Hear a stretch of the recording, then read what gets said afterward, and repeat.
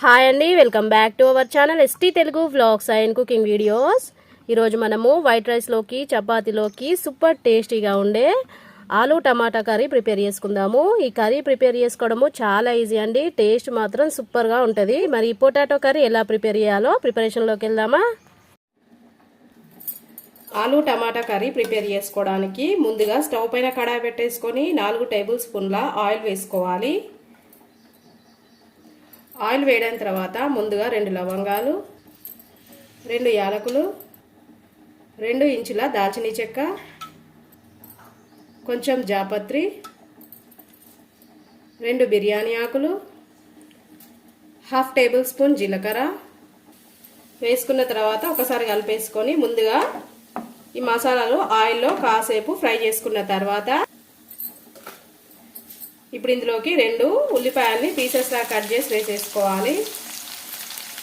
అలాగే 4 కట్ చేసి పెట్టుకున్న పచ్చిమిరపకాయలు వేసుకున్న తర్వాత ఉల్లిపాయల్ని ఈ విధంగా మంచిగా ఫ్రై చేసుకున్న తర్వాత ఇప్పుడు ఇందులోకి 1 టేబుల్ స్పూను అల్లం వెల్లుల్లి పేస్ట్ వేసేసుకొని అల్లం వెల్లుల్లి పేస్ట్ కూడా పచ్చి స్మెల్ పోయేంత వరకు వేయించుకోవాలి.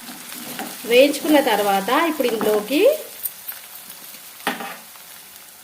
6 టమాటాలను పీసెస్లా కట్ చేసి వేసుకోవాలి. నేను మీడియం సైజ్ టమాటాలు తీసేసుకున్నా.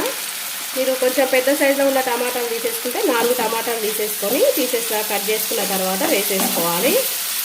ఇప్పుడు టమాటాలు వేసుకున్న తర్వాత ఒకసారి మంచిగా మిక్స్ చేసేసుకొని ఇప్పుడు ఇందులోకి 1/2 టేబుల్ స్పూన్ జీలకర్ర పొడి, 1 టేబుల్ స్పూన్ ధనియాల పొడి, 1/2 టేబుల్ స్పూన్ పసుపు, 1 టేబుల్ స్పూన్ కారం,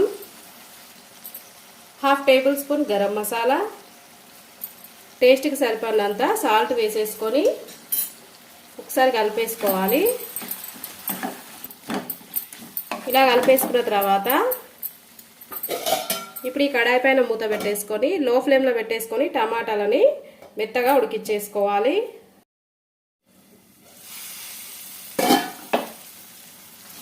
టమాటాలు ఈ విధంగా మెత్తగా ఉడికిన తర్వాత ఒకసారి మంచిగా కలిపేసుకొని ఇప్పుడు ఇందులోకి ఉడికించి పెట్టుకున్న పొటాటోస్ వేసుకోవాలి. వేసుకున్న తర్వాత ఒకసారి అంతా కలిపేసుకొని ఇప్పుడు ఇందులోకి 1 టేబుల్ స్పూను కసూరి మెతిని స్మాష్ చేసి ఇలా వేసేసుకోవాలి. వేసుకున్న తర్వాత మళ్ళీ ఒకసారి మిక్స్ చేసేసుకొని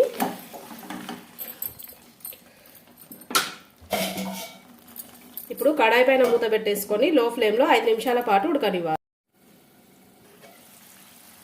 5 మినిట్స్ తర్వాత ఒకసారి మూత తీసేసుకొని ఇప్పుడు ఇందులోకి 1 గ్లాసు వాటర్ వేసుకోవాలి. వేసుకున్న తర్వాత ఒకసారి అంతా కలిపేసుకొని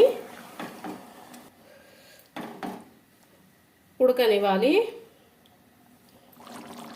ఇలా ఉడికిన తర్వాత ఇప్పుడు ఇందులోకి ఫైనల్గా కట్ చేసి పెట్టుకున్న కొత్తిమీర వేసేసుకొని ఒకసారి కలిపేసుకుంటే మనకి పొటాటో కర్రీ రెడీ అయిపోయింది. ఇప్పుడు స్టవ్ ఆఫ్ వేసేసుకుందాము. ఇలా ప్రిపేర్ చేసుకున్న పొటాటో కర్రీ వైట్ రైస్లోకి, బగారా రైస్, చపాతీ, పూరి, ఫుల్కా ఇలా అన్నింటిలోకి సూపర్ టేస్టీగా చాలా బాగుంటుంది. మరి పొటాటో కర్రీ ప్రిపేర్ చేయడానికి కావాల్సిన మెజర్మెంట్స్ నేను డిస్క్రిప్షన్లో లింక్ ఇస్తాను. ఒకసారి చెక్ చేసుకొని మీరు కూడా ప్రిపేర్ చేయండి. ప్రిపేర్ చేసిన తర్వాత మీకు ఎలా వచ్చింది నాకు కామెంట్ రూపంలో తెలియజేయండి. వీడియో నచ్చితే లైక్ చేయండి. మీ ఫ్రెండ్స్కి, రిలేటివ్స్కి వీడియోని షేర్ చేయండి. అలాగే నా ఛానల్ని కొత్తగా చూసే వాళ్ళైతే సబ్స్క్రైబ్ చేసుకోండి. Okay, bye friends. నెక్స్ట్ వీడియోతో మళ్ళీ కలుద్దాం.